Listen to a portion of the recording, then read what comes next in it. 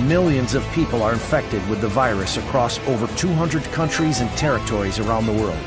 And it was caused by a cover-up in one country. They threatened the doctors, tortured the doctors, made the doctors shut up. They tried to cover up the outbreak. They lied to the world. In the very end, we can't control anymore. They need blood to fuel the CCP tumor, and that blood is dollars. Wall Street is indeed helping the CCP and strengthening it.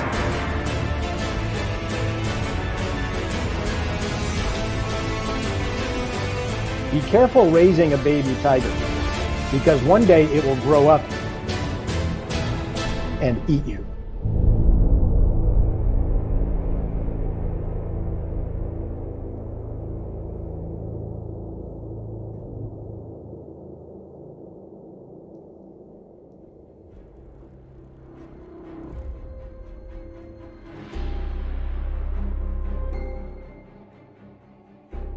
Let's start with Wall Street.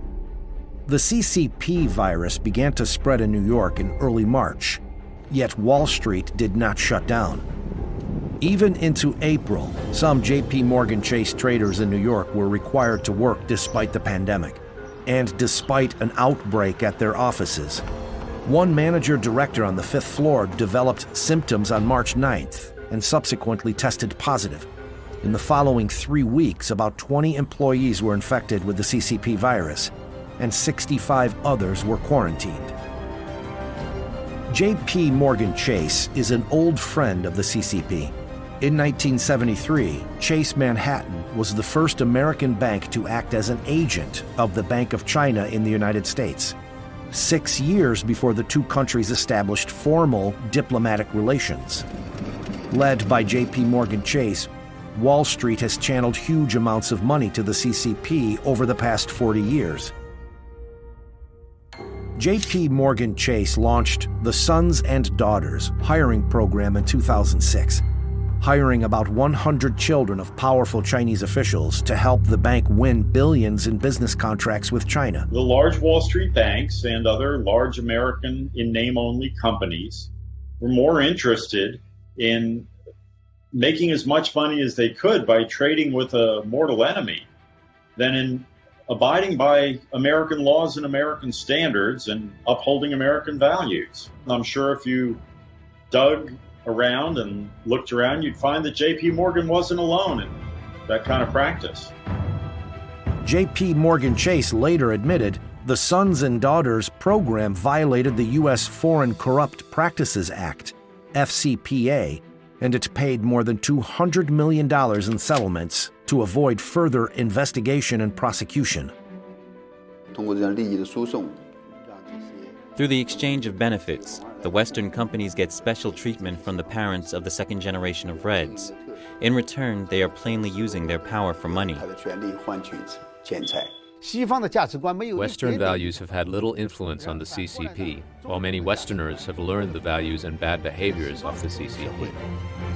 Jamie Dimon, CEO of JP Morgan Chase, is the chairman of a powerful lobby, Business Roundtable. Dimon strongly opposed increasing tariffs on Chinese products in 2018 when the White House imposed measures amid the trade war. The measures were aimed at stopping the CCP's trade practices that undermine the global trade order. We should try to be friendly and understand their problems. Dimon is not alone. The elites on Wall Street have frequently lobbied for Beijing and Washington over the past few decades.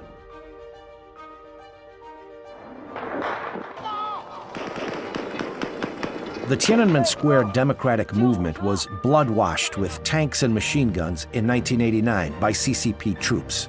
After the Tiananmen massacre, the West imposed strict sanctions against the Chinese regime.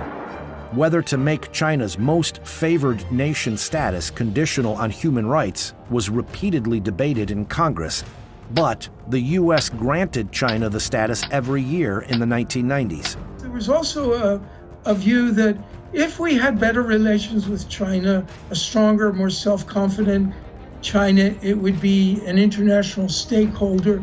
I remember talking points that also it would open up China. If China was wealthier, it would move in the direction of democracy. This was the way that we could overcome the human rights advocates in Washington.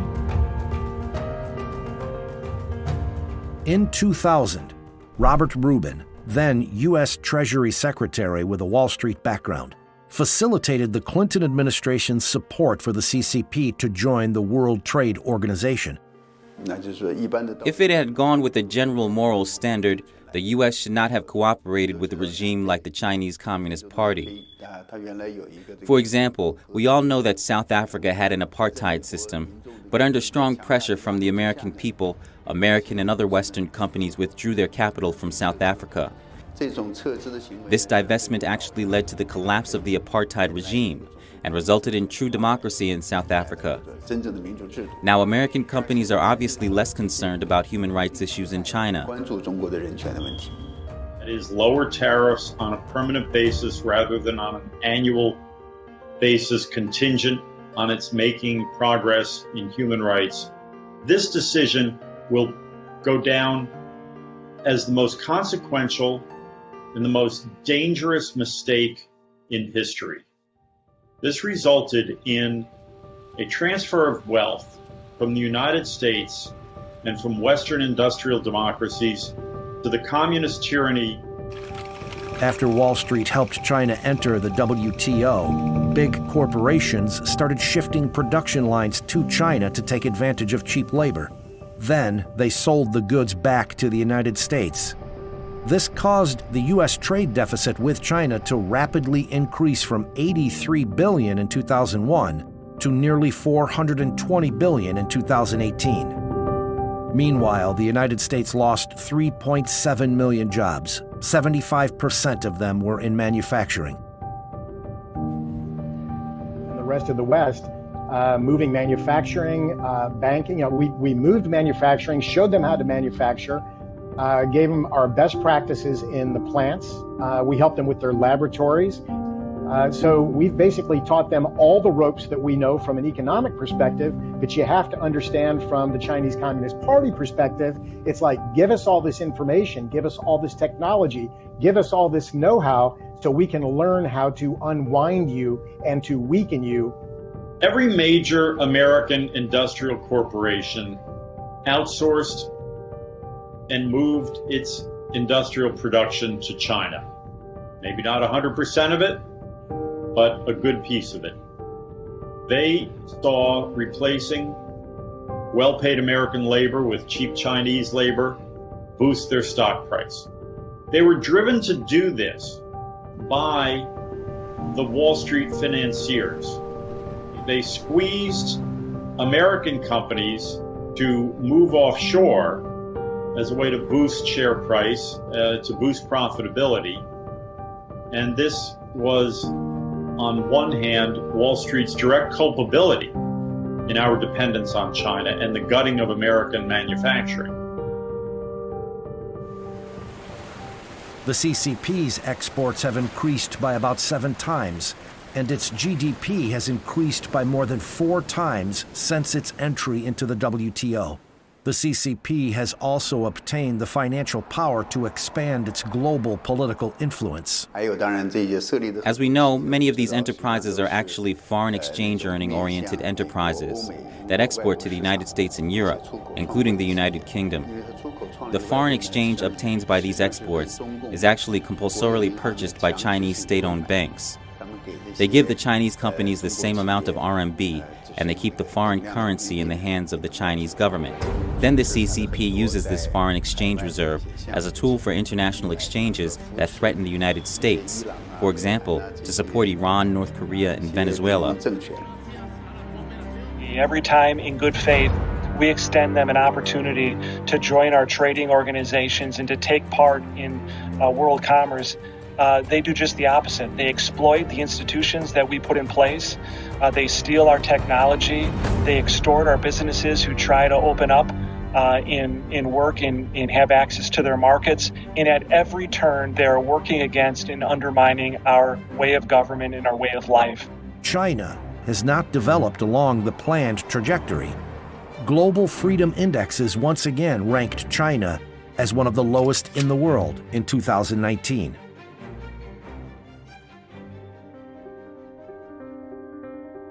Wall Street helped the first Chinese company, state-owned Brilliance Auto, get listed on the New York Stock Exchange in October 1992, 3 years after the Tiananmen Square massacre. Soon, companies from mainland China came to America one after another. As of February 25, 2019, there were over 150 Chinese companies listed on U.S. exchanges with a total market capitalization of $1.2 trillion. The top 3 are Alibaba, followed by 2 energy companies directly owned by the communist regime, PetroChina and China Petroleum and Chemical.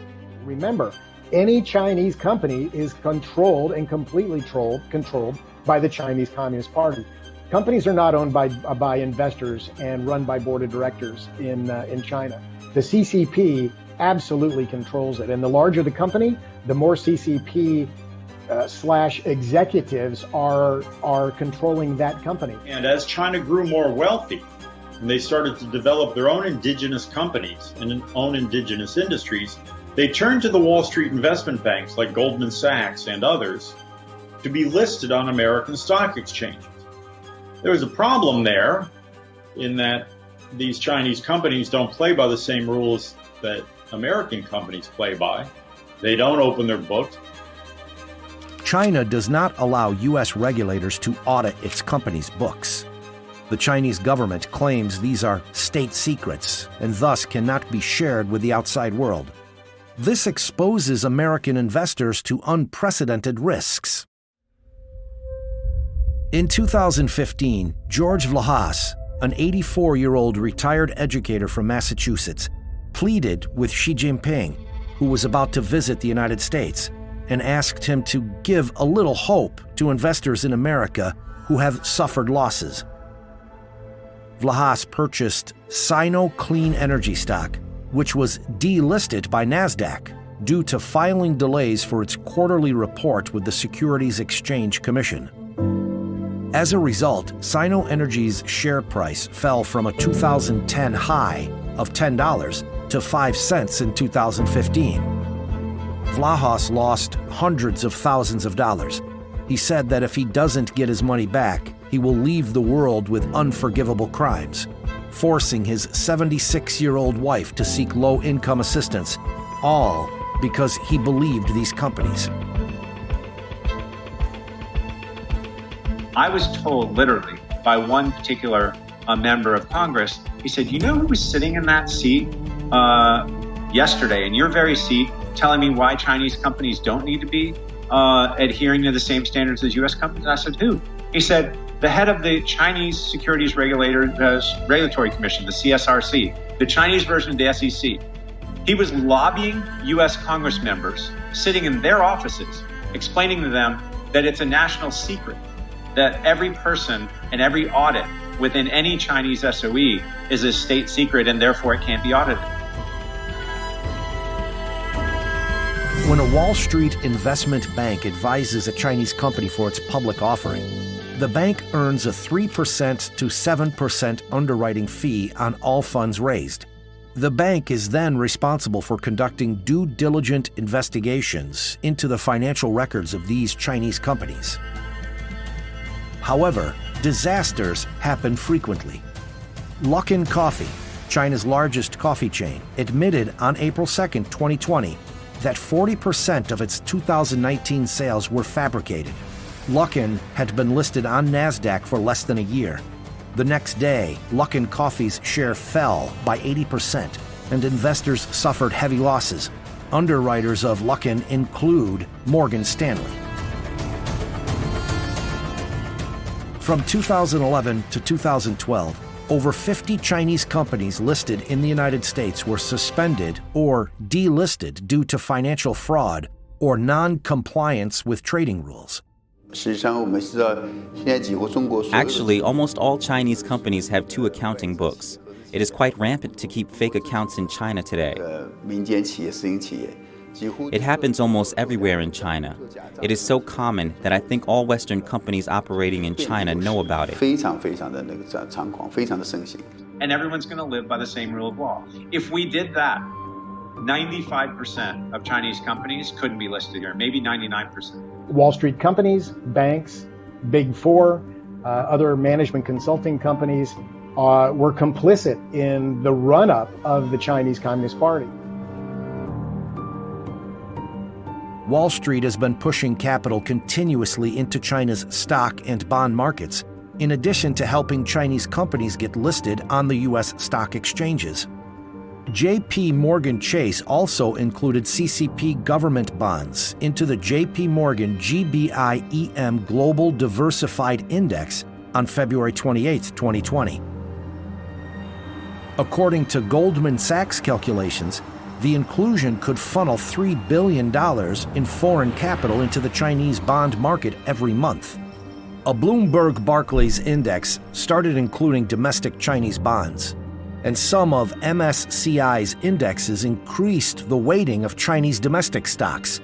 These indexes are tracked by asset managers around the globe, who they seek to replicate the benchmark's holdings. This would draw hundreds of billions of dollars into Chinese financial markets. We also know that the Chinese Communist government has constantly exerted pressure on MSCI to increase the weight of Chinese enterprises. The Chinese Communist Party uses this to create the illusion that China's economy is thriving.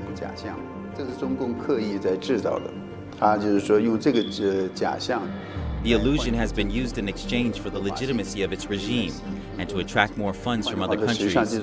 In other words, in fact, these index companies are unknowingly, passively, and even actively participating in the CCP's deception of the world.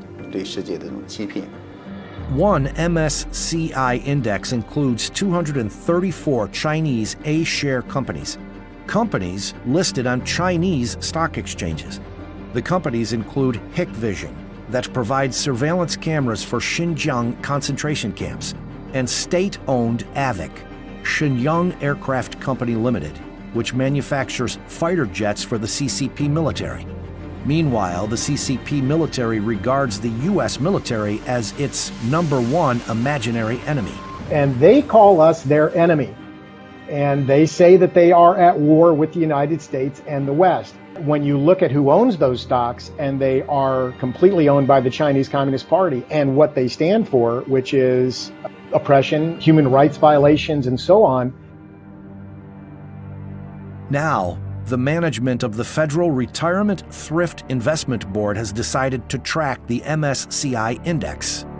This means that a portion of the $600 billion managed by the organization will flow into Chinese stocks, providing funds to companies that endanger U.S. national security and help the CCP suppress human rights.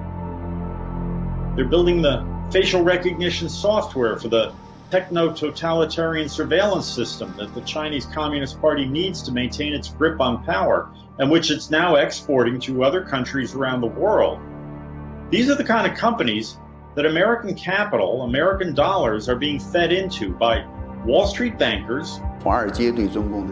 The support from Wall Street for the CCP has obviously made it possible for the CCP to spread its ideas of communism and spread the way it governs to the world, and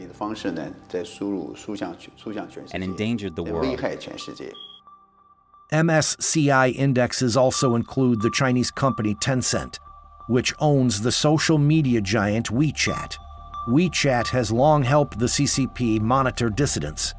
During the epidemic, several doctors in Wuhan were suppressed by the police after exposing the truth of the virus's spread on WeChat. Kind of laying from the beginning of the process, their cover-up, how they went and imprisoned scientists who dared speak the truth, how they destroyed samples, how they lied to the world, to the WHO, to the United States, and really allowed this thing to grow into something that, in the very end, we can't control anymore. We're just reacting to on a worldwide level. America's political and economic elite once held that helping China's economic development would eventually make the Chinese Communist Party change its pattern of behavior.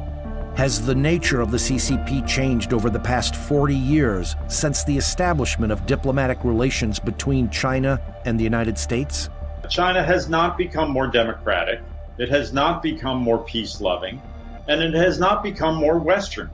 It is deeply hostile to the United States and to Western values and the values of Western civilization. The people in the Communist Party ruling elite of China are highly nationalistic, and they dream of a world in which the Chinese Communist Party's totalitarian power is extended on a global scale. The CCP is the most brutal regime in the world.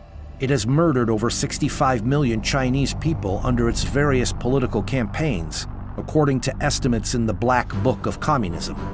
This death toll exceeds the sum of both world wars.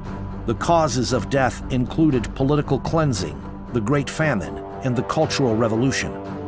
Beginning in the 1990s, the Chinese Communist regime, with the help of Western funds, has transformed itself into an economic power and moved toward its dream of dominating the world.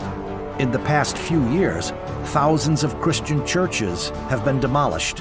A mass number of Uyghurs have been imprisoned in Xinjiang's concentration camps, and an independent international tribunal in London ruled that the Chinese Communist Party has, for decades, been running a large-scale organ transplant industry, using organs harvested from prisoners of conscience, such as Falun Gong practitioners. It's actually crazy what they do. And again, we give them passes.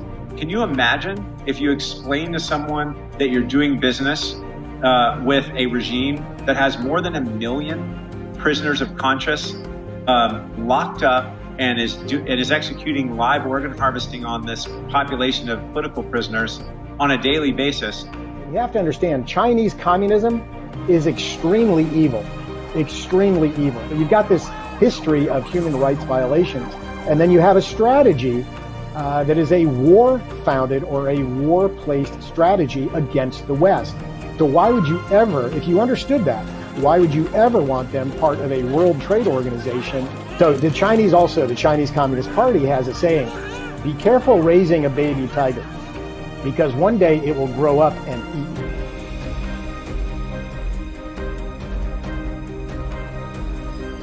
you. We have to realize that the Chinese Communist Party exists on a steady flow of US dollars.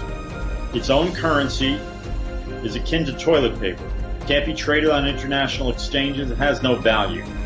They survive and thrive on a constant influx of American dollars.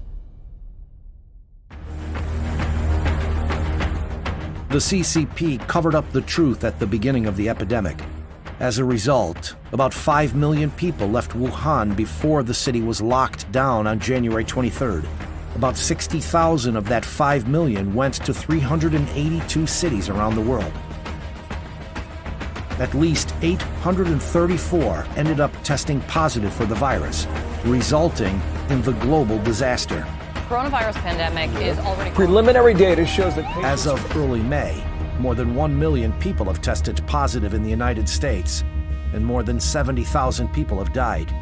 The deaths caused by the CCP virus is several times greater than the total deaths in Pearl Harbor and 9/11 combined. New York has become the hardest hit in the United States, with more than 300,000 confirmed cases and more than 20,000 deaths. The CCP virus has infected the entire world, and the root cause is the infectious nature of the Chinese Communist Party itself. To be free from the virus, you need to be clear that the party itself is poisonous and reject it. That the Chinese government is not trustworthy, they're not our friends, and one could deem them to be our mortal enemy. And at some point in time, I think Wall Street's view is going to have to change, and I think it's happening now. And it's really an awakening for everyone who is not familiar with the CCP in the past. They're certainly familiar with the CCP current day. At the Federal Hall National Memorial in Manhattan, across the street from the New York Stock Exchange, the statue of President Washington gazes at this wonderful land of wealth at his feet. Over 200 years ago, when President Washington took the oath of office here, he stated that the foundations of our national policy will be laid in the pure and immutable principles of private morality.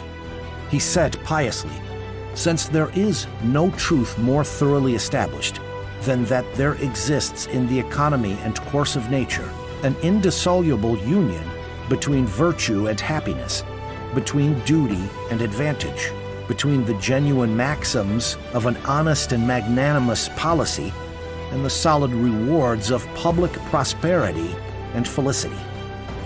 Since we ought to be no less persuaded that the propitious smiles of heaven can never be expected on a nation that disregards the eternal rules of order and right, which heaven itself has ordained."